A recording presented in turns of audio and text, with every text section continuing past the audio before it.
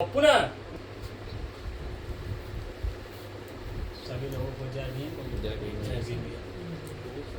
बाकी भी जो हमारे वक्ताओं लोगों ने बोला, मैं ज़्यादा नहीं बोलूँगा। मैं यही कहूँगा, पेरियार जी की ग्रंथावली है जिसको धर्मवीर भारत जी ने लिखा है, और उसमें जो है पूरे डिटेल लिखा हुआ है आर्य और अनार्य के बारे में।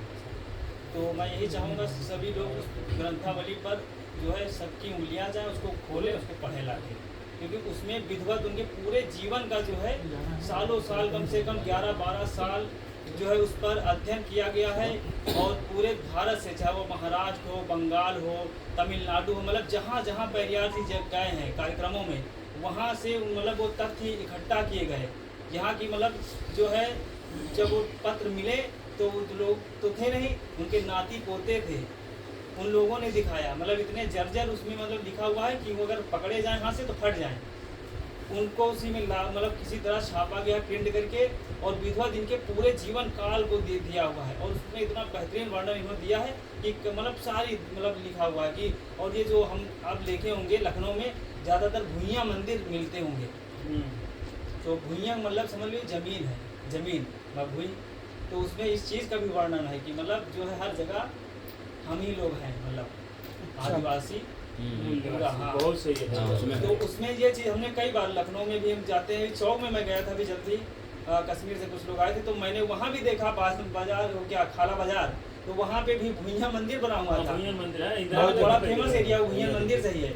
तो हमने जो संदीप पांडे जी के साथ हैं, जो हम जिनसे सीख रहे हैं, वो सोशलिस्ट पार्टी में है, तो हमने उनसे कहा कि ये चीज़ तो पेरियार जी भी अपनी ग्रंथावली में कई बार इस चीज़ को वर्णन किए हैं। तो मतलब जो है यहाँ भी जो हम मतलब भली बस्ती अब समय रहते भाई नवाब काल था, फिर अंग्रेज आए, हमने कहा डेवलप होती चली गई चीज़ें, लेकिन अगर यहाँ भी देखा जाए मंदिर है तो इसका मतलब पुराने लोग थे यहाँ पे, जो ज़मीन से जुड़े हुए थे, नदियों से जुड़े हुए थे। हमने कहा जो है वो मतलब जो है भुइयाँ देवी मतलब कि भारत माता है ज़मीन। तो मैं यही चाहूँगा कि चीज़ें जो है क्लियर हों और इसको पढ़ें, और सब ज़्यादातर अपने साथी युवा में यही चाहूँगा इस पर नज़र भी रखें। दूसरी चीज़ जो अभी वर्तमान में घटना हुई चोटी काटने वाली, ये पेरियार जी के साथ हो चुका था, उनके पिताजी की वजह हो चुका, पहली बार जनेऊ तोड़े गए थे, और एक बार नहीं 2-3 बार हुआ था। तो ये चीज़ आज की नहीं है, बहुत पुरानी, सब उसमें लिखा हुआ है कि मतलब ये चीज़ें बार बार होंगी और हमारी आने वाली पीढ़ियाँ भूल जाती हैं, क्योंकि उनको धर्म में उलझा दिया जाता है। तो अतीत में जो हमारे पुरखों के साथ होता है वो भुला दिया जाता है, और फिर वो घटना हमारे ही किसी नए जवान के साथ भविष्य में कर देंगे।